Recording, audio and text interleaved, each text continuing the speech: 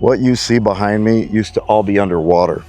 The Great Salt Lake has lost more than half of its surface area in our lifetime, and the ecosystem that depends on this lake is already in crisis.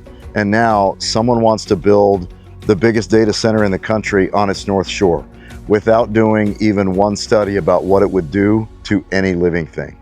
Researchers are already documenting sharp declines in shorebird populations right here. Snowy plovers, their breeding habitat has shrunk from 900 square miles down to 500.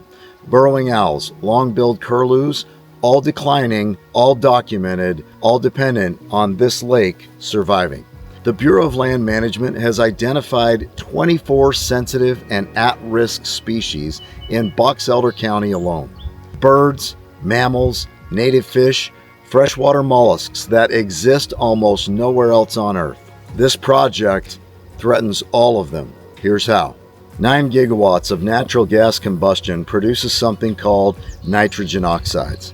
NOx, Utah's Clean Energy has calculated that NOx output from this project alone would equal double the entire industrial emissions of Salt Lake County. Those chemicals form ozone smog in the summer and particulate pollution during our winter inversions. University of Utah atmospheric scientists have said those emissions will drift south over this lake, over the Wasatch Front, over us. But here's what most people aren't talking about. Those pollutants don't just stay in the air. They settle into the sagebrush. The greater sage-grouse, documented in Box Elder County, dependent on healthy sagebrush to survive.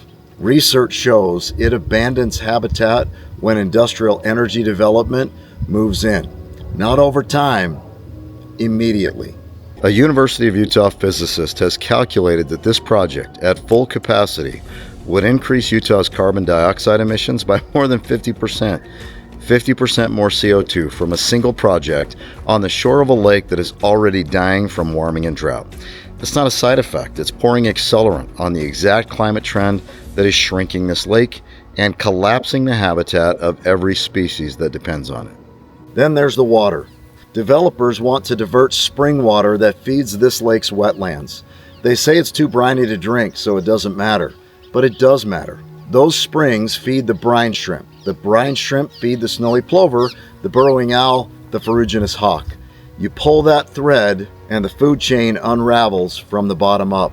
The Center for Biological Diversity filed a formal legal protest saying there is no legal basis to approve this water diversion because no one has studied what it will actually do. Nearly 4,000 Utah residents filed their own protests. The developers withdrew the application and plan to refile. This fight is not over. Gas emissions that could accelerate this lake's collapse. Water diversion that could gut the food chain beneath it. 24 at-risk species with no study, no protection plan, and no seat at the table. I'm running for the Utah State Legislature because no project this scale breaks ground without a full environmental impact study. Share this. These species don't have a voice in the legislature. You do.